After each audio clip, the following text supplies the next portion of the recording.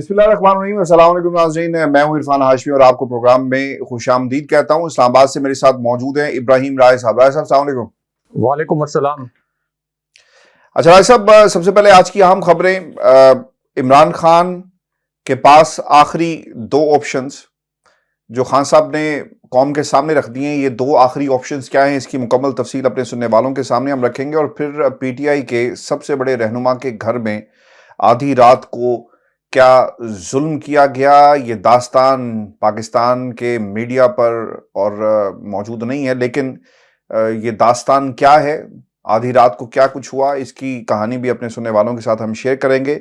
और फिर जहांगीर तरीन साहब का ये जहाज कलाबाजी खाता है, कभी लैंड करता है, कभी परवाज भरता है, और अब ये जो नई पार्टी की बाज़गश्त है और जो नाम भी दो सामने आए, पाकिस्तान इंसाफ पार्टी, ये क्या शोशा है, क्या पार्टी है, इसकी कहानी भी अपने सुनने वालों के साथ हम शेयर करेंगे। और फिर राय साहब, परवेज इलाही का मुस्तकबिल क्या होगा, और फिर बुशरा बीबी के हवाले से भी एक खबर है हमारे पास आज के इस दो टोक में। राय साहब, खान साहब के बयानात का नाम पाकिस्तान में लेना बैन कर दिया गया है, कोई नाम नहीं ले सकता। और जो कासिम के अब्बा हैं, उनकी तकरीर अब आपको या तो पीटीआई के ऑफिशियल चैनल पर मिलेगी, या फिर जो लोग उनसे मिलने के लिए जाते हैं तो सवालात की शक्ल में उनसे गुफ्तगू की जाती है। खान साहब ने जो बातें कही, यकीनन यास्मीन राशि साहिबा की बरीयत अदालत से हुई है, और अदालत से बरीयत के बाद यानी जो हुकूमत, और जिस तरह से कहा जा रहा था कि सबूत मौजूद हैं जनाब, और इन सबूतों की रोशनी में हम देखेंगे कि हमने किसको किस किस्म की सजा दिलवानी है, और ना ओपन एंड शट केसेस हैं। अब उसका जो ड्रॉप सीन ये हो गया कि अदालत ने उन्हें बरी कर दिया, और खान साहब ने अपना रिएक्शन भी दिया कि जो पंजाब की सदर है हमारी, अगर उन्हें अदालत बरी कर रही है तो इसका मतलब ये हुआ कि पाकिस्तान तहरीक इंसाफ वहां पर मौजूद नहीं थी। और जिन ऑडियोज और वीडियोस का जिक्र किया जा रहा है, ये ऑडियोज टीवी चैनल्स पर चलाई गई, वीडियोस मौजूद हैं जिसमें जो यास्मीन राशि साहिबा हैं वो मना कर रही हैं, लेकिन लोग ये कहते हैं कि एक और वीडियो ऐसी भी मौजूद है जिसमें कहा यह जा रहा है कि हमें कोर कमांडर हाउस जाना है। लेकिन मैंने उस वीडियो को देखा है, उसमें वाज़ेह तौर पर कोई और कह रहा है, यास्मीन राशि साहिबा नहीं कह रही, लेकिन उनसे ये वीडियो जो है वो मंसूब की जा रही है। अब खान साहब ने ये भी कहा कि इस वक्त पाकिस्तान की, राय साहब, जेलों में ना गुंजाइश कोई नहीं है और लोगों को भरा जा रहा है। बाज लोग ऐसे भी बाहर आए, यानी जो खबर बाहर आई कि उन्हें दो दो दिन भूखा रखा गया, खाने पीने के लिए कुछ नहीं दिया गया। अदालत जाते हैं और उन्हें किसी और केस के अंदर धर लिया जाता है, और फिर पाकिस्तान के अंदर जो मिलिट्री कोर्ट्स हैं इसलिए बनाई जा रही हैं क्योंकि इन्हें ये मालूम है कि इमरान खान के खिलाफ जितने भी केसेस हैं इनको साबित करना इतना आसान नहीं होगा। राय साहब, अगर आपने ये सुना हो, आईजी पंजाब साहब की जो प्रेस कॉन्फ्रेंस थी उसमें उन्होंने कहा कि हम साबित करेंगे। अच्छा, मुझे लगता है कि अल्फाज का चुनाव या उनकी जिस तरह से वो हाइपर होकर गुफ्तगू कर रहे थे, ये शायद दुरुस्त नहीं है।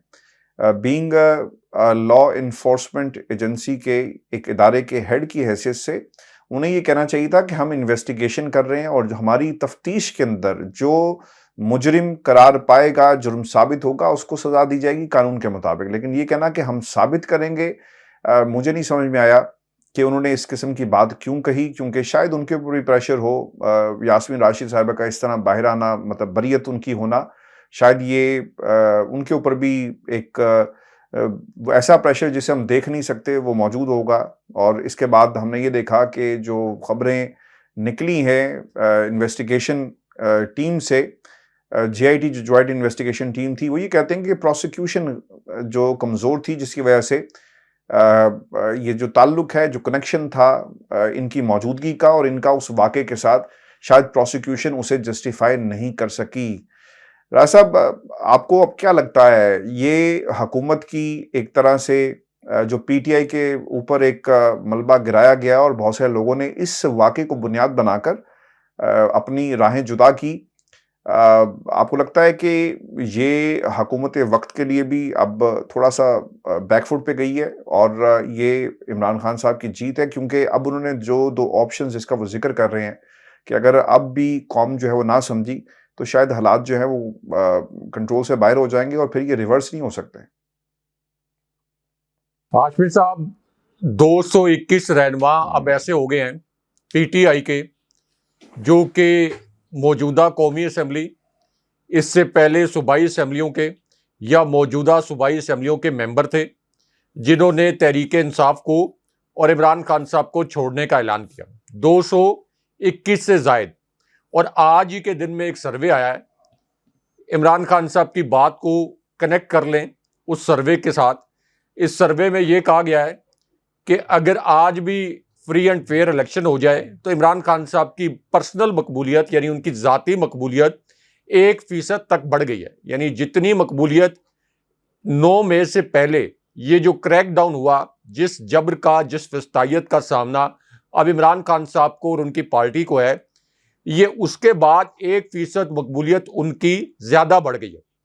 تو اس کا مطلب یہ ہے کہ جتنا جتنا کریک ڈاؤن کیا جا رہا ہے عمران خان صاحب کی مقبولیت میں، اتنا اضافہ ہو رہا ہے۔ اور یہ جو پوری ایکسرسائز کی جا رہی ہے کہ آپ عمران خان صاحب کی پارٹی کے رہنماؤں کو توڑیں، اس کا کوئی خاص فائدہ نہیں ہوگا۔ ایک تو غلط فہمیاں، نفرتوں کے بیج بھی بوئے جائیں گے اور اس کا کوئی فائدہ بھی نہیں ہوگا۔ اس سے پہلے ایکسپریس ٹریبیون نے ایک سروے کروایا تھا ٹویٹر پر، اس کے اندر 91% لوگوں نے عمران خان صاحب کی حمایت کی، 91%۔ وہ پتہ نہیں پھر کیا ہوا کہ وہ، آپ کو پتا ہوگا، بہت بڑا ایشو بن گیا تھا اس کے اوپر ٹویٹر پر، کیونکہ وہ ان کو ڈیلیٹ کرنا پڑ گیا۔ اب وہ پتہ نہیں کہاں سے کال آئی یا کیا ہوا، یا کوئی ٹیکنیکل فالٹ آ گیا یا کوئی پراسرار نوعیت کا فالٹ آ گیا کہ وہ ان کو وہ سروے ڈیلیٹ کرنا پڑ گیا۔ 91% لوگوں نے کہا کہ ہم عمران خان صاحب کے ساتھ کھڑے ہیں۔ تو اس لیے جو نظریہ ہے اس وقت عمران خان صاحب کے ساتھ لوگوں کے کھڑے ہونے کا، اس نظریے کا تو آپ قید نہیں کر سکتے، اس نظریے کو تو جیل میں نہیں ڈال سکتے، اس نظریے کی تو کچھ شناختی پریڈ نہیں کروا سکتے، اس نظریے کو تو آپ فوجی عدالت میں ٹرائل نہیں کر سکتے۔ تو اس لیے عمران خان صاحب نے یہ جو اب بات کی، یہ جو میں نے حقائق بیان کیے کہ 2 آپشن ہیں یا 2 راستے ہیں۔ ایک تو یہ بتائیں کہ پی ٹی آئی کو کرش کرنے کے بعد ملک کو آگے لے جانے کا کیا پلان ہے۔ آپ دیکھیں کہ آئی ایم ایف نے اسحاق ڈار کی ناک کی لکیریں رگڑوا دیں۔ پاکستان کو بدترین مہنگائی کے عذاب میں اسحاق ڈار نے دھکیلا۔ 50% سے زائد گیس، جو کہ پہلے 203% تک مہنگی ہو چکی تھی، 50% تک گیس مہنگی کر دی۔ بجلی کی قیمت جب یہ رجیم چینج آپریشن ہوا تھا اس وقت سے لے کر اب تک 277% بڑھ چکی ہے۔ ہاشمی صاحب، آپ کا جو بل ہے عام آدمی کا، 277% یہ بڑھ چکا ہے۔ آپ کی آئل پرائسز جو ہیں وہ آپ دیکھ لیں کہ کہاں پہ چلی گئی ہیں، اور ڈالر جو ہے وہ نام نہاد تو 285 287 روپے کا ہے، لیکن آپ کا جو اوپن مارکیٹ میں ڈالر ہے وہ 315 روپے کا بھی نہیں مل رہا، 315 روپے کا بھی نہیں مل رہا۔ اور لوگوں کے عام استعمال کی اشیاء ان کی پہنچ سے باہر ہو گئی ہیں، ٹرانسپورٹ کے کرائے اتنے زیادہ ہو گئے ہیں کہ گیس 50% اضافہ ہو گیا ہے۔ جی، گیس کا مزید 50%۔ کہ آج میں یہ خبر پڑھ رہا تھا کہ پیٹرول کی کھپت ہی کم ہو گئی ہے۔ پیٹرول کون استعمال کرتا ہے؟ عام آدمی تو بالکل، جو عام آدمی ہے وہ تو ظاہر ہے کہ ٹرانسپورٹ، پبلک ٹرانسپورٹ استعمال کرتا ہے، لیکن اب اچھے اچھے لوگ جن کی اچھی اچھی آمدن تھی، تو آپ کی اپر مڈل کلاس اور ہائر کلاس بھی پیٹرول کی کھپت ہی کم ہو گئی ہے، پیٹرول استعمال کرنے کی سخت نہیں رہی۔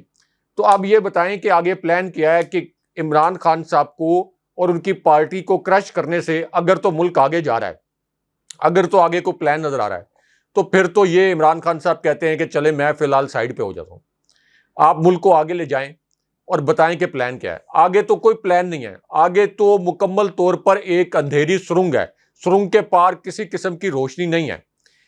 اس وقت انٹرنیشنل لیول پر جو انسانی حقوق کی خلاف ورزیاں پاکستان کے اندر ہو رہی ہیں، انٹرنیشنل لیول پر اس کے اوپر مذمت کی جا رہی ہے، قراردادیں پاس ہو رہی ہیں مختلف پارلیمنٹس کے اندر، مختلف جو عالمی فورمز ہیں وہاں پر، اور جو انٹرنیشنل میڈیا ہے وہ یہ کہہ رہا ہے کہ پاکستان انسانی حقوق کی بدترین خلاف ورزیوں کے ادوار سے گزر رہا ہے۔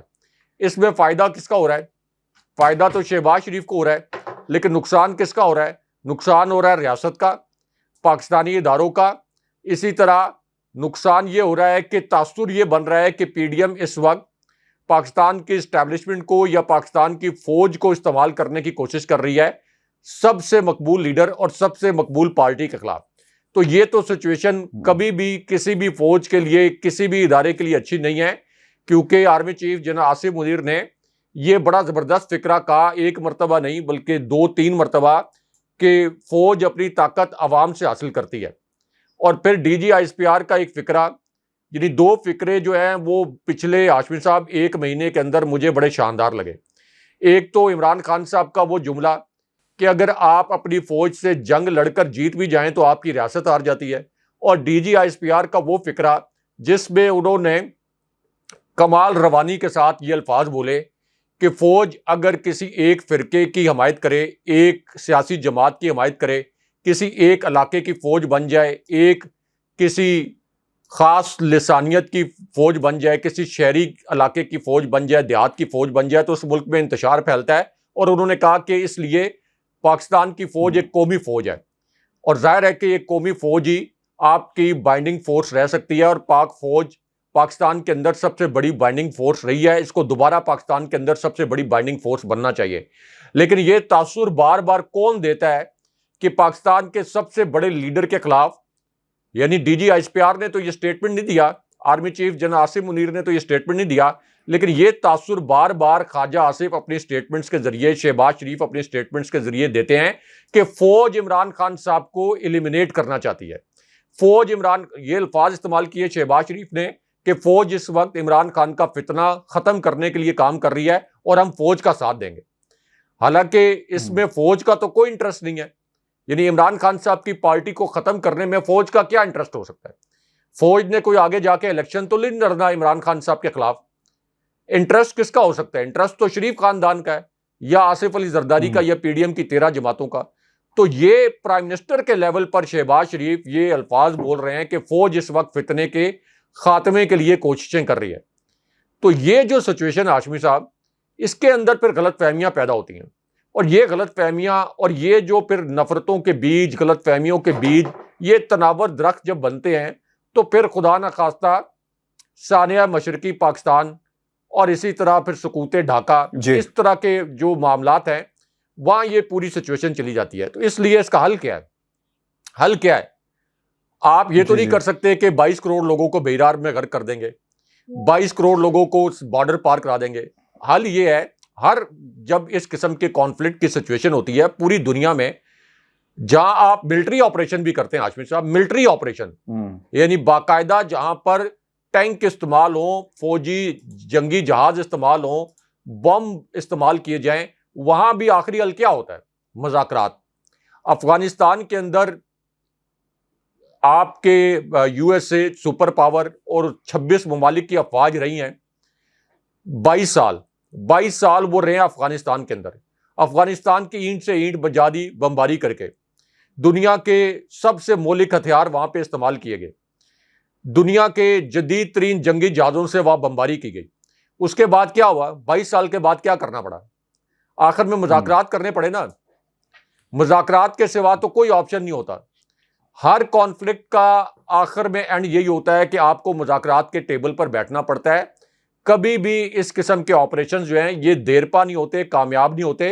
اور ہاشمی صاحب یہ جب زخم لگتے ہیں نا، یہ زخم لگتے ہیں، میں آپ کو یہ مثال دے رہا ہوں کہ زخم جب بھر بھی جائے نا وہ نشان چھوڑ جاتا ہے کسی کے. یعنی یہ میں عام لوگوں کو اس لیے سمجھا رہا ہوں کہ ہمارے جو ویورز ہیں، میں آپ، ہمارے جسم پر کبھی کوئی زخم لگے گہرا، وہ بھر جاتا ہے. اس کے بعد وہ جب بھر جاتا ہے تو وہ ایک نشان چھوڑ جاتا ہے، اور جب آپ اس نشان کو دیکھتے ہیں آپ کو یاد آتا ہے کہ فلاں جگہ سے مجھے یہ زخم لگا تھا. حالانکہ اس وقت وہ کوئی رس نہیں رہا ہوتا زخم، لیکن جب وہ بھر بھی جاتا ہے تو وہ نشان چھوڑ جاتا ہے، وہ آپ کے دل کے اندر ایک خلیج چھوڑ جاتا ہے. تو اس لیے اس وقت یہ ریاست کے سینے پر زخم لگ رہے ہیں. کوئی بھی مقبول جماعت ہوتی، یعنی نون لیگ، اگر عمران خان صاحب کی جگہ نون لیگ کی جماعت ہوتی تب بھی یہ اتنا ہی قابل مذمت تھا اگر یہ کریک ڈاؤن اس طرح ہوتا. یہ پیپلز پارٹی کے خلاف کریک ڈاؤن اس طرح ہو رہا ہوتا اور عمران خان صاحب کر رہے ہوتے تو عمران خان صاحب کو بھی ہم مذمت کرتے کہ عمران خان صاحب کو یہ نہیں کرنا چاہیے تھا. عمران خان صاحب نون لیگ کے لوگوں کو اور نون لیگ کو کرش کر رہے ہوتے تو ہم عمران خان صاحب کی بھی مذمت کرتے. بالکل، اس پہ ایک بات جو نا شاہد خاقان عباسی صاحب نے کہی ہے، اور وہ یہ کہتے ہیں کہ مذاکرات کے بغیر اگر ہم انتخابات میں گئے تو شاید یہ نہیں اچھا ہوگا، اور انتخابات ملتوی ہونا بھی ملک کے لیے اچھا نہیں ہوگا۔ میرا خیال ہے کہ وہ جو پولیٹیکل فورسز ہیں انہیں بھی کہیں نہ کہیں احساس یہ ہے کہ ہمیں تیسری طاقت کو، جس کا نام تیسرا فارمولہ یا تیسری طاقت بلاول نے رکھا تھا، اگر انہیں اسپیس دے دی گئی تو شاید جمہوریت ان لوگوں کے ہاتھوں ہمیشہ کے لیے دفن ہو جائے گی۔ دیکھیں ہاشمی صاحب، ایک تو army chief general Asim Munir یہ اعلان بھی کر چکے ہیں، اور D G I S P R کا ایک میں سٹیٹمنٹ دیکھ رہا تھا جیو نیوز پر، جس میں انہوں نے کہا کہ سوال ہی نہیں پیدا ہوتا کہ army chief general Asim Munir کوئی مارشل لا اناؤنس کریں اور ہم کوئی نظام کو لپیٹ دیں۔ یہ صرف اور صرف عمران خان صاحب کو ڈرانے کے لیے، کیونکہ عمران خان صاحب کے نروز جو ہیں بڑے سٹرونگ ہیں، سٹیل نروز ہیں ان کے، فولادی اعصاب ہیں، تو ان کو دھمکانے کے لیے، ان کو ڈرانے کے لیے یہ خواجہ آصف اس قسم کے سٹیٹمنٹ دیتے رہتے ہیں۔ ایک تو یہ عملی طور پر یعنی سول مارشل لا تو آپ کا پہلے ہی نافذ ہے، لیکن مارشل لا یعنی اس صورت میں کہ فوج ٹیک اوور کر لے، یہ نہیں ہو سکتا۔ اس وقت انٹرنیشنل لیول پر بھی یہ ماحول نہیں ہے، تو ایک تو یہ بڑا امپورٹنٹ فیکٹر ہے۔ دوسرا، شاہد خاقان عباسی اصل میں شریف خاندان کے خلاف ایک طرح سے وعدہ معاف گواہ بنے ہوئے ہیں، کیونکہ وہ یہ کہہ رہے ہیں کہ اگر الیکشن اگر آپ نے ڈیلے کیا تو اس کے تباہ کن نتائج پاکستان کی سیاست پر اور پاکستان کے سیاسی نظام پر اس طرح سے مرتب ہوں گے کہ آگے ایک ایگزامپل سیٹ ہو جائے گی۔ آگے جس کی بھی حکومت آئے گی، یعنی نون لیگ کتنے عرصے تک حکومت میں رہے گی، اسٹیبلشمنٹ کے پلانز تو پچھلے 75 سال میں ہر 2 سال کے بعد اسٹیبلشمنٹ کا پلان بدل جاتا ہے، ہر 2 سال کے بعد ان کا پلان بدلتا ہے ہماری اسٹیبلشمنٹ کا۔ 90 کی دہائی میں ہر 2 سال کے بعد کبھی بے نظیر ان کو اچھی لگتی تھی، کبھی ان کو نواز شریف اچھے لگتے تھے، کبھی بی بی شہید کو لے آتے تھے، کبھی نواز شریف کو لے آتے تھے۔ ابھی آپ دیکھ لیں کہ پہلے 2.5 سال کے بعد ہی، 3 سال کے بعد ہی عمران خان صاحب کو جناب باجوہ نے رخصت کر دیا، نواز شریف کو لے آئے۔ ابھی ہو سکتا ہے کہ 2 سال کے بعد پھر جو ہے یہ شریف خاندان جو ہے یہ زیر اعتاب آ جائے، اور پھر دوبارہ سے نون لیگ زیر اعتاب آ جائے، اور یہ پیپلز پارٹی زیر اعتاب آ جائے۔ تو ہاشمی صاحب یہ اس لیے شاہد خاقان عباسی ان کو وارن کر رہے ہیں کہ اسٹیبلشمنٹ کی پالیسیز بدلتے ہوئے دیر نہیں لگتی۔ صرف ایک کوئی واقعہ ہوتا ہے، ایک واقعہ ڈان لیگز کا ایک واقعہ ہوا تھا، پرویز رشید نے اور اسی طرح پرویز رشید نے اور طارق فاطمی نے، جو امریکہ میں پاکستان کے اس سے پہلے سفیر بھی رہے، تو ڈان لیگز کی جو سازش کی تھی، اس ایک سازش نے شریف خاندان کی حکومت کو جڑوں سے ہلا دیا تھا، نواز شریف کی حکومت کو۔ اور وہاں پر جا کے پرائم منسٹر آفس میں جا کے بیٹھ گئے تھے، پرائم منسٹر ہاؤس میں جا کے army chief general Raheel Sharif, اور انہوں نے کہا تھا کہ اس کی انویسٹیگیشن کریں۔ ہاشمی صاحب آپ کو یاد ہوگا کہ آپ دنیا نیوز ہیڈ آفس میں تھے، میں اسلام آباد کا بیورو چیف تھا، تو مجھے ذرائع سے خبر یہ مل گئی کہ army chief general Raheel Sharif نے یہ کہا ہے کہ یہ پیناما کا ایشو بھی ریزالو کریں اور یہ ڈان لیگز کا بھی۔ تو وہ خبر میں نے دے دی، اس خبر کے بعد اسلام آباد میں میرا جینا آرام کر دیا ان لوگوں نے۔ اتنے کوئی دھمکی آمیز کالز، پرائم منسٹر ہاؤس میں تو میرا داخلہ ہی بند کر دیا۔ لیکن اس میں ہاشمی صاحب اگلے دن یعنی جب میں نے خبر دی، پہلے تو انہوں نے سارے چینلز کے اوپر یہ پروپیگنڈا بھی کرایا کہ یہ کوئی خبر ٹھیک نہیں ہے، حالانکہ وہ ذرائع سے اس کی تصدیق ہوئی تھی۔ پھر اس کے بعد اگلے دن ڈان اخبار میں پورا بینر لگا اس کے اوپر، وہ میری خبر کی تصدیق ہوئی، پورا بینر لگا، تو اگلے دن پھر تمام چینلز نے یہ خبر چلا دی، اور جنہوں نے چلوانی تھی خبر انہوں نے پھر چلوا بھی دی۔ تو ہاشمی صاحب وہ ایک واقعہ تھا اور شریف خاندان کی حکومت کی جڑیں ہل کر رہ گئی۔ اسی طرح D G I S P R جو تھے آپ کے جنرل آصف غفور، جب انہوں نے ایک ٹویٹ کیا تھا کہ نوٹیفیکیشن از ریجیکٹڈ، جب ڈان لیگز کی انکوائری کا ایک ادھورا نوٹیفیکیشن جاری ہوا تھا، تو اس پر نواز شریف کی حکومت اور جناب باجوہ آمنے سامنے آ گئے تھے۔ تو ایک واقعہ ہوتا ہے اور اسٹیبلشمنٹ کا موڈ بدل جاتا ہے۔ ابھی عمران خان صاحب اور جناب باجوہ کے درمیان علیم خان کے معاملے پر اور عثمان بزدار کے معاملے پر اصل میں اختلاف ہوا تھا نا، کیونکہ وہ علیم خان کو چیف منسٹر بنانا چاہتے تھے، عمران خان صاحب کہتے تھے میرا آئینی حق ہے کہ میں پرائم منسٹر ہوں اور میں جس کو چیف منسٹر رکھنا چاہوں میرا حق ہے، اور اگر علیم خان صاحب کو میں چیف منسٹر بناؤں گا تو میری پارٹی کے اندر بغاوت ہو جائے گی، کیونکہ علیم خان صاحب کے اوپر اور بھی بہت سے لوگوں کے تحفظات ہیں اور عثمان بزدار کے اوپر بہت سے لوگوں کے تحفظات نہیں ہیں، ایک کنسنسس ہے۔ تو وہاں سے معاملات خراب ہوئے اور عمران خان صاحب کو 3.5 سال کے بعد ہی ان کی حکومت الٹا دی گئی۔ تو اس لیے یہ شاہد خاقان عباسی وارن کر رہے ہیں کہ اس کے نظام پر تباہ کن اثرات ہوں گے، اس کا مطلب ہے کہ اگلی جب حکومت آئے گی، اگر آپ الیکشن ڈیلے کریں گے تو اس کے پاس ایک ایگزامپل سیٹ ہوگی کہ پچھلی حکومت نے بھی الیکشن ڈیلے کیا تھا. کیونکہ آج میں یہ دیکھ رہا تھا کہ کچھ صحافی جو ہیں اور باخبر صحافی، اگرچہ وہ ایسے صحافی ہیں جو کہ نون لیگ کے قریب سمجھے جاتے ہیں، لیکن اس طرح کے صحافیوں نے ٹویٹ کیے. میں اگین کہہ رہا ہوں کہ باخبر صحافی انہوں نے کہا کہ مارچ 2024 میں شاید جا کے الیکشن ہوگا، مارچ 2024 میں. تو یہ ایگزامپل سیٹ کر دی گئی. تو آگے عمران خان صاحب کی حکومت آ گئی یا کسی اور کی حکومت آ گئی تو وہ یہ کہیں گے کہ چلے پچھلی حکومت نے 6 ماہ الیکشن لیٹ کیے تھے، ایگزامپل سیٹ ہے، ہم 2 سال الیکشن لیٹ کریں گے. ہو سکتا ہے کہ وہ 5 سال الیکشن لیٹ کر دیں، تو پھر تو پاکستان کا پارلیمانی سیاسی نظام تباہ ہو کر رہ جائے گا. اس لیے شاہد خاقان عباسی یہ بار بار وارن کر رہے ہیں. اور دوسرا، اصل میں شاہد خاقان عباسی دل کے جو پھپھولے ہیں وہ بھی سامنے لے کے آ رہے ہیں. کیونکہ شاہد خاقان عباسی کو انہوں نے جیسے ہی انہوں نے دیکھا کہ 9 مئی کے واقعات کے بعد تو عمران خان صاحب کو اور تحریک انصاف کو کلعدم کیا جا رہا ہے، عمران خان صاحب کی پارٹی کو کرش کیا جا رہا ہے، تو یہ کمفرٹیبل ہو گیا ہیں. تو شاہد خاقان عباسی کو مکمل طور پر انہوں نے کھڈے لائن لگا دیا. پہلے منتیں کر رہے تھے، پہلے ان کے پیر پکڑے ہوئے تھے، اب ان کا گریبان پکڑ لیا. اچھا راجہ صاحب، ایک پاکستان تحریک انصاف کے رہنما ہیں جن کی بارے میں اور جن کی جو خبر ہے وہ پاکستان کے میڈیا پر نہیں چلائی گئی. ہم نے دیکھا کہ کوئی ٹویٹ کر دے تو وہ بھی خبر ہوتی ہے، مریم نواز چھینک دیں تو وہ بھی خبر ہوتی ہے، اور اگر کہا جائے کہ میں مفتاح سے بات کروں گی تو وہ بھی خبر ہوتی ہے. لیکن یہ خبر نہیں چلی، اور بالآخر یہ جو رہنما ہیں میاں اسلم اقبال صاحب، انہیں بالآخر ٹویٹ کرنا پڑا. وہ کیا کہتے ہیں کہ السلام علیکم، میں کچھ حقائق عوام کے سامنے لانا چاہتا ہوں. 9 مئی کے بعد میرے ساتھ اور میرے خاندان کے ساتھ کیا ہو رہا ہے. 7 مئی کو میری ATC لاہور میں بیل کنفرم ہوئی تو میں اسی دن لاہور سے باہر چلا گیا، چونکہ 31 مئی کو میری بیٹی کا نکاح ہونا تھا. سوچا 11 مئی کو ATC اسلام آباد میں بھی تاریخ ہے، لہٰذا اس سے پہلے جو انتظامات کرنے ہیں وہ بھی کر لیے جائیں. دوست احباب اور رشتہ داروں کو دعوت پر بھی مدعو کر لیا. بکنگ فلیٹیز ہوٹل میں کروائی، وہاں سے تصدیق کی جا سکتی ہے. 9 مئی کے واقعات انتہائی افسوسناک ہیں، جتنی مذمت کی جائے کم ہے، اس کی تحقیقات ہونی چاہیے. املاک کو نقصان پہنچانے والے کو قرار واقعی سزا ملنی چاہیے. پولیس نے ہمارے گھروں پر ریڈ کرنی شروع کر دی. گھر پر صرف والدہ، صاحبہ، بیٹی اور بیٹا موجود تھے. چند روز قبل رات 3 بجے میرے گھر کے دروازے توڑ کر 30 سے 40 لوگ گھر میں داخل ہوئے، بدتمیزی شروع کر دی اور کہا کہ وہ قاتل ہے، کدھر اس کو نہیں چھوڑیں گے. میری اہلیہ نماز تہجد پڑھ رہی تھی جبکہ بیٹی اور بیٹا اپنے کمرے میں تھے. والدہ صاحبہ کی عمر 85 سال ہے، آکسیجن پر ہیں.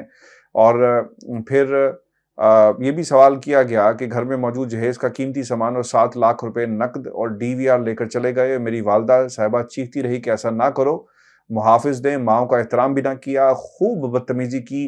میں آپ سے یہی امید کر سکتا تھا کہ آپ لوگ اخلاقیات سے اتنے نیچے گر جاؤ کہ شرم آنی چاہیے. میں ایسے نظام اور محافظوں پر جو الفاظ انہیں استعمال کیے میں نہیں کر سکتا. راجہ صاحب، تحریر ہے، ان کی موجود ہے، یہ صدا ایسے ہی چلتا رہے گا. اور پھر انہوں نے اور باتیں بھی حکومت کے حوالے سے کی ہیں. راجہ صاحب، دکھ ہوا اس کو پڑھ کر، کیونکہ اگر کسی نے قتل بھی کیا ہو نا، جس شخص نے سریعام قتل کیا ہو، تو اس سے بھی اس کی آخری خواہش پوچھی جاتی ہے. اس کو بھی یہ اختیار ہوتا ہے قانون کی نظر میں کہ وہ اپنی وکالت کے لیے کسی وکیل کو کر سکے.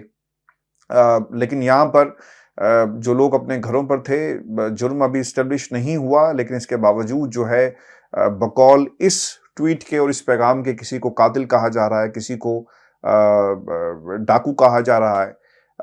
کیا رہا ہے؟ آپ سمجھتے ہیں راجہ صاحب کہ اب یہی ہماری قسمت ہوگی؟ میں اور آپ اسی طرح بیٹھ کر، آپ اپنی جان کو خطرے میں ڈال کر اور ہم اپنے دونوں مستقبل کو خطرے میں ڈال کر ایک ملک سے باہر اور ایک ملک کے اندر بیٹھ کر اسی طرح کڑتے رہیں گے؟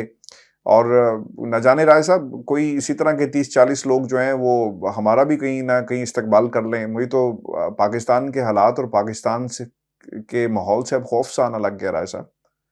دیکھیں عاشور صاحب، اسلام آباد میں بیٹھے ہیں اور اس وقت جس قسم کی فضا اسلام آباد میں بنائی گئی ہے، ایک بہت غیر یقینی صورتحال ہے. کسی کو کچھ پتہ نہیں ہے کہ کس وقت آپ کے گھر کے اندر اچانک پولیس یا پولیس کے نام پر کوئی اور آپ کے گھر کے اندر اچانک دھاوا بول دے گا. آپ گاڑی نکالتے ہیں باہر، آپ کو پتہ چلتا ہے 2-3 گاڑیاں پراسرار نوعیت کی وہ آپ کی گاڑی کو چیز کرنا شروع کر دیتے ہیں. آپ آفس سے گاڑی واپس نکالتے ہیں، پھر 1-2 گاڑیاں آپ کی گاڑی کو چیز کرنا شروع کر دیتی ہیں. تو اس قسم کا ماحول تو ہے. لیکن ظاہر ہے کہ ایک صحافی کا کام ہی یہ ہوتا ہے کہ وہ حقائق جو ہے وہ پہنچائے مشکل ترین حالات میں بھی اپنے ویورز تک، کیونکہ ایک آپ کی ٹریننگ اس قسم کی ہوتی ہے، پروفیشن ہے نا آپ کا. جیسے ایک ڈاکٹر کا کام یہ ہے کہ وہ مریضوں کا علاج کرے، انجینئرز کی اپنا ایک پروفیشن ہے، تو اسی طرح صحافیوں کا پروفیشن یہ ہے کہ حقائق جو ہیں وہ لوگوں تک پہنچائے جائیں. اور یہ کبھی کبھی مواقع آتے ہیں، یعنی ہر مرتبہ تو یہ نہیں ہوتا کہ بہت مشکل حالات ہوں، لیکن یہ مشکل حالات جب آتے ہیں تو اسی وقت ہی پھر صحافی ٹیسٹ ہوتے ہیں کہ کیا وہ مشکل حالات میں حقائق پہنچاتے ہیں لوگوں تک یا نہیں پہنچاتے. اب جو میں نے آپ سے بات کی تھی اس سے پہلے کہ یہ جو زخم لگتے ہیں ان کے نشانات رہ جاتے ہیں اور پھر یہ بہت بڑی خلش رہ جاتی ہے. ابھی یہ جو میاں صاحب کے گھر پر ہوا، آپ یہ دیکھیں کہ جس قسم کی انہوں نے تحریر ٹویٹ کی ہے، اس کے اوپر اس کی ریچ میں دیکھ رہا تھا کہ 2 ملین سے زائد لوگوں نے اس کو پہلے 2-3 گھنٹوں میں دیکھا. اس کے بعد یہ مختلف ظاہر ہے کہ چینلز کے اوپر اس کی ڈسکشن بھی ہوگی، مختلف یوٹیوب چینلز کے اوپر. تو یہ کس قسم کا ایک امپریشن بنے گا؟ جو لوگ اس وقت تحریک انصاف کے ساتھ کھڑے ہیں اور جو لوگ عام کھڑے ہیں وہ کتنے عدم تحفظ کا شکار ہوں گے. اگر میاں صاحب کے اوپر کوئی کیس ہے تو میاں صاحب کا ٹرائل کریں، آپ قانون کے مطابق ٹرائل کریں، لیکن کسی کے گھر کے اندر گھسنا، ان کی بیٹی کا مبینہ طور پر جہیز لوٹ کے لے جانا یا ان کی والدہ کے ساتھ بدتمیزی کرنا، وہ تو کسی یعنی یہ جو انہوں نے ایک ٹرائل شروع کیا ہے تو وہ اگر کسی مبینہ جرم میں وہ تو ملوث نہیں ہے نا، ان کا نام تو نہیں ہے، ان کی تصویریں تو اخبارات میں نہیں چھپی تھی، تو ان کا کیا قصور ہے؟ تو یہ اسی قسم کے صورتحال کا پی ٹی آئی کے جو دیگر رہنما ہیں ان کو اسلام آباد میں، راولپنڈی میں بھی اسی قسم کے حالات کا سامنا ہے. صحافیوں کو بھی بہت زیادہ ہاشمی صاحب مشکلات کا سامنا ہے. مختلف سرکل سے آپ کو کالز آ جاتی ہیں، مختلف حکومتی سرکل سے بھی آپ کو کالز آ جاتی ہیں، مختلف طریقوں سے، کبھی ڈائریکٹلی کبھی انڈائریکٹلی آپ کو پیغامات بھیجے جاتے ہیں. ایک بات میں آپ کو اور بھی بتاؤں، اور بہت ہی افسوس کی بات ہے، جو لوگ رائے صاحب ملک سے باہر بیٹھے ہوئے ہیں نا، اور جن کو پاکستان میں جن کے دوست احباب ہیں اور ان کے اوپر کسی قسم کی سختی نہیں آئی، خطرہ ضرور ہے، لیکن وہ اپنے چینلز پر بیٹھ کے، اپنے پروگرام سے بیٹھ کر یہ ضرور کہتے ہیں، نام لے کر کہتے ہیں کہ جناب ان کو کوئی کچھ کیوں نہیں کہتا. اس کا مطلب یہ کہ ڈبل ایجنٹ کا کام کر رہے ہیں. مجھے بہت ہی افسوس ہوا بہت سارے لوگوں کے جو پاکستان سے باہر بیٹھ کر اس قسم کا بیانیہ بنا رہے ہیں. ضروری نہیں کہ آپ ریڈ لائن کو کراس کر کے ہی جرنلزم کر سکتے ہیں. سچ بولنے کے رائے صاحب مشکل ضرور ہوتا ہے، لیکن تھوڑے سے کچھ آداب بھی ہوتے ہیں. ہاشمی صاحب، صحافت کی ریڈ لائن یہ ہوتی ہے کہ آپ سچ بولیں، ہر صورت میں حقائق جو ہیں وہ لوگوں کے سامنے لے کے آئیں. صحافت کی اپنی ایک ریڈ لائن ہوتی ہے، یعنی فوج کی اپنی ریڈ لائن ہے، جو سیاسی نظام ہے، سیاسی جماعتیں ان کی اپنی ایک ریڈ لائن ہے، سپریم کورٹ کی اپنی ایک ریڈ لائن ہے، پارلیمنٹ کی اپنی ریڈ لائن ہے، الیکشن کمیشن کی اپنی ریڈ لائن ہے. تو صحافت کی ریڈ لائن یہی ہوتی ہے کہ ہمیشہ آپ حقائق لوگوں تک پہنچائیں. وہ حقائق کبھی ایک فریق کے لیے تلخ ہو سکتے ہیں، کبھی دوسرے فریق کے لیے تلخ ہو سکتے ہیں. اسی پلیٹ فارم پر ہم بہت سے حقائق ایسے لے کے آتے رہے ہیں جو کہ پی ٹی آئی کے لیے بڑے تلخ رہے ہیں اور پی ٹی آئی کی جانب سے تنقید کا سامنا بھی رہا، لیکن اس تنقید کی ہم پرواہ نہیں کرتے، کیونکہ اسی طرح بہت سے حقائق ایسے ہوتے ہیں جو نون لیگ کے لیے بڑے تلخ ہیں. تو یہ تنقید سے گھبرا کر یا خوف کی فضا سے گھبرا کر اگر وہ صحافی حقائق چھپانا شروع کر دیں تو وہ آپ کو اندر سے ایک خلش ہوتی ہے، ایک اندر جو ہے نا آپ کو اندر خلش ہوتی ہے کہ آپ کا تو کام ہی ہے نا، اور تو کوئی کام آتا ہی نہیں ہمیں، اور کوئی کام نہیں آتا. صحافت کے سوا صحافت نہیں کریں گے تو کیا کریں گے؟ صحافت کے سوا کوئی اور کام نہیں آتا، کیونکہ کوئی انجینئرنگ نہیں آتی، کوئی ڈاکٹری نہیں آتی، کوئی کاروبار کرنا نہیں آتا، کوئی اور کام نہیں کرنا آتا، مزدوری نہیں کرنی آتی. صحافت کرنی آتی ہے تو صحافت کریں گے اور جو حقائق ہیں وہ لوگوں تک پہنچائیں گے. اچھا رائے صاحب، یہ جو اسی ماحول کے اندر یہ جو جہانگیر ترین صاحب کی نئی پارٹی، انہوں نے بھی ایک اپنی ریڈ لائن بنا لی تھی، اور ان کی ریڈ لائن جو تھی وہ اوبویسلی ایک اور طرح کی ہے، اور اب وہ ایک نئی پارٹی بنانے کے لیے میدان میں آگے، پاکستان انصاف پارٹی. رائے صاحب، یہ ووٹر کو دھوکہ دینے کے لیے نام ملتا جلتا رکھا جا رہا ہے، یا پھر پاکستان انصاف پارٹی وہ سمجھتے ہیں کہ انصاف ان کے ساتھ نہیں ہوا تو آپ وہ پارٹی بنا کر انصاف کریں گے؟ دیکھیں، جو جہانگیر ترین کی پارٹی بنوا رہے تھے ابھی تک تو جہانگیر ترین سے بڑے مایوس ہیں، اور جہانگیر ترین گروپ کے لوگوں کو ہو سکتا ہے انہوں نے کان بھی پکڑوا دیا، کیونکہ 72 گھنٹے کے لیے کہا گیا تھا کہ 72 گھنٹے کے اندر 100 بڑے رہنما، 220 لوگوں نے، 221 لوگوں نے پارٹی چھوڑی ہے، 221 رہنماؤں نے، تو ان میں سے کہا گیا تھا کہ 100 بڑے نون فگر जहांगीर तरीन को 24 घंटे के अंदर ज्वाइन कर लेंगे। तो अब तो 144 घंटे गुजर गए, 6 दिन गुजर गए, तो 6 दिन के बाद भी एक फिरदौस राशिद अवान के सिवा कोई नाम सामने नहीं आ सका। पहले जहांगीर तरीन का जहाज जो है वो जनूबी पंजाब की फ़ज़ाओं में कलाबाजियाँ खाता रहा, फिर लाहौर की फ़ज़ाओं में कलाबाजियाँ खाता रहा, फिर इस्लामाबाद लैंडिंग की, यहाँ से बगैर किसी सवारी के, कोई सवारी नहीं मिली, बगैर सवारी के फिर दोबारा लाहौर चला गया, अपने हम ख्याल पुराना ग्रुप उनके साथ गपशप की और एक तस्वीर और 2 वीडियोस जारी कर दे। तो अभी तक तो जहांगीर तरीन जो हैं वो नाकाम तरीन साबित हुए हैं, यानी आप ये कह लें कि सियासी तौर पर बदतरीन और नाकाम तरीन साबित हुए हैं। और इसमें जो ये पाकिस्तान इंसाफ पार्टी नाम रखने की कोशिश कर रहे हैं, ये समझ रहे हैं कि शायद कोई पीटीआई का या इमरान खान साहब का वोट बैंक जो है वो इस तरह का कोई नाम रख के वो ये हासिल कर लेंगे। अच्छा, एक और बड़ा मजे का खेल हो रहा है जहांगीर तरीन साहब के हवाले से।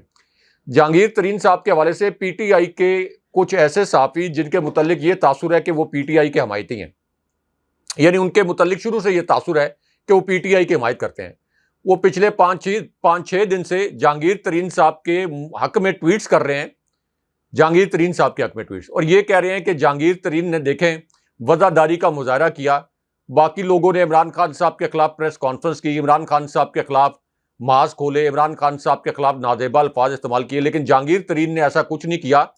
तो वो एक एजेंडे के ऊपर जहांगीर तरीन के हक में ट्वीट्स करके असल में जो पीटीआई के कारकुन है या पीटीआई का जो वोटर है उनको इनडायरेक्टली माइल करने की कोशिश कर रहे हैं कि अच्छा, जहांगीर तरीन अगर अपनी पार्टी बना रहे हैं तो इसका मतलब है कि अगर तहरीक इंसाफ का कुछ वोटर उधर चला जाए इस रिस्पेक्ट में कि चलें जहांगीर तरीन ने कोई इमरान खान साहब को नुकसान नहीं पहुंचाया, तो चलें जहांगीर तरीन का एक पॉजिटिव इमेज बनाया जाए।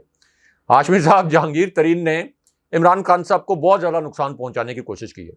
ये रजीम चेंज ऑपरेशन के दौरान ही जहांगीर तरीन खान साहब ने अपने रंग दिखाने शुरू कर दिए थे। फिर आपको पता है कि इन्होंने अपना पूरा जो एक धड़ा है वो जब बनाया, किस तरीके से इन्होंने पंजाब में हमजा शहबाज की हुकूमत के साथ मिलकर इमरान खान साहब की हुकूमत गिराने के लिए एक बहुत बड़ी साजिश की, और इसी वजह से फिर इमरान खान साहब के और तहरीक इंसाफ के वोटर्स ने मुकम्मल तौर पर रिजेक्ट कर दिया जहांगीर तरीन के ग्रुप को, और ये ज़िमनी इलेक्शन में इबरत का निशान बन गए। तो अब जितने मर्जी जहांगीर तरीन साहब के हक में कुछ लोग ट्वीट्स कर लें या उनके हक में बयानियां बना लें, तहरीक इंसाफ का वोट सिर्फ इमरान खान साहब के साथ जुड़ा है। वो वोट उन लोगों के साथ जुड़ेगा जो इमरान खान साहब के साथ जुड़े रहेंगे। इस वक्त जो इमरान खान साहब के साथ खड़ा रहेगा वो पाकिस्तान की सियासी तारीख में अमर हो जाएगा। मैं एक मिसाल देता हूँ हाशमी साहब, बिल्कुल सही, एक मिसाल छोटी सी देता हूँ। जी जी। राना सनाउल्लाह के ऊपर जितने मर्जी इल्जामात हैं, 12 कत्ल का भी इल्ज़ाम है, मंशियात की स्मगलिंग का भी इल्ज़ाम है।